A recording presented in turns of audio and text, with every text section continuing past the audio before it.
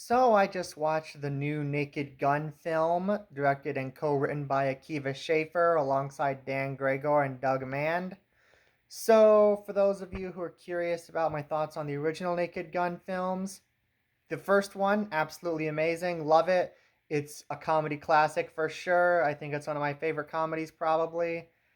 The sequels are good, but neither of them are really as good as the original. I think each of them kind of goes downhill. Like one is the best, and then two, and then three. Even though three is still good, it's just easily the least of the original trilogy. And when I heard about this new Naked Gun film that was coming out, I was cautiously optimistic. And like I will admit, from just the initial casting, Liam Neeson kind of seemed like an odd choice to me. And then they released the first teaser, and it was really funny. And I thought, okay, they might actually get this right. So I was hopeful at that point. And now that I've actually seen it, it was great. Like, I really enjoyed this movie. Honestly, I think it's better than both of the Naked Gun sequels. And I think it's only slightly below the original. This one is still a really good movie. Obviously, it's a comedy, so it's really funny. Like, this is probably the hardest I've laughed at a movie in a while. And most of the jokes work. Not all of them. Like, there are some jokes that go on a bit too long, like this one joke where Liam Neeson eats like a gas station hot dog and gets diarrhea that goes on for like 2 minutes. But, like, outside of that, there are a lot of jokes that work, and the number of jokes that work easily make up for the ones that don't. You can tell that Seth MacFarlane was a producer on this because some of the jokes in this kind of have his fingerprints like all over them. Particularly one of the jokes involving Buffy the Vampire Slayer.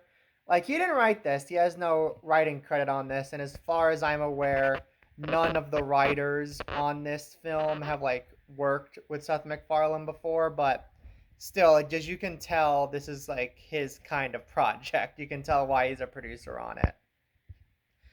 Liam Neeson, I thought he was a great choice here. Like, at first I was skeptical, like I said, but after watching him in this, it's like, okay, no, he was kind of the perfect choice for this.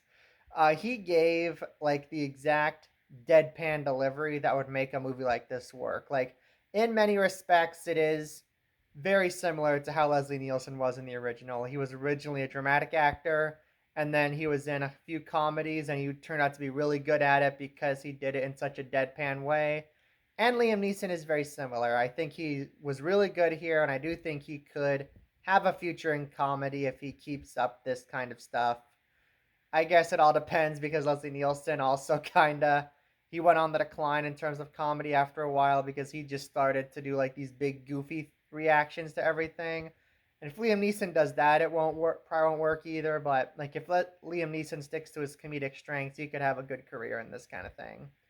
Pamela Anderson also surprisingly great here. I had no real thoughts on her before watching this, but now that I have seen it, I thought, okay, she actually kind of does have some comedic chops to her as well. That's good to know. This one has great references to the original. Like, there are some obvious ones, like that whole scene of like the memorial wall that's in the trailer.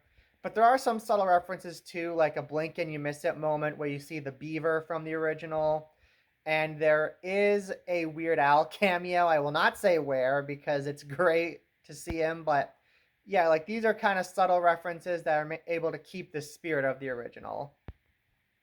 And I think the direction, like the way the movie is shot and edited, it works really well. Like, it's meant to feel reminiscent of like a modern cop thriller, which does work because like the original Naked Guns were meant to like emulate the style of cop movies they were making at the time. And this one's meant to emulate the kind of cop movies they're making now, and I think it works. I will say I was kind of hoping that the music in this would mimic the style of the original films, and the music in this by Lauren Balfe sounds a lot like, it's similar to the direction, a lot like modern cop thrillers, which again, I get why they did it. It's like to make the whole style work, but I was kind of hoping the music would sound closer to the original film style. which it kind of seems like they're originally going to do because Joel McNeely was originally supposed to do the music for this film, and he is known more for like jazzy style scores. So maybe that's what they were going for before they changed their minds at some point. I don't know, but like I said, it works. It's just not what I was personally hoping the music of the movie would sound like. Any flaws with the film outside of like I said, some of the jokes don't work. Most of them are nitpicks. Like the evil plan in this movie is like almost exactly like the evil plan they had in the movie Kingsman. If you've seen that film, but it's not like the evil plot in this movie matters that much. Like the evil plots in the other Naked Gun movies didn't really matter either. And kind of a missed opportunity for me. They parody UFC and WWE at one point in the film with an event called WWFC. And I thought it was going to be like some weird combination of the two kinds of fighting, but it's literally just like a UFC event, but they also throw in the WW in there, which was kind of a missed opportunity for me. I would have been really interested in seeing what a combination of those two things would have been like, but whatever, I guess. But yeah, overall, great comedy. Easily one of my favorites of the year. You need to absolutely go see it if you just want a movie where you can sit down and laugh, and that's really all you want.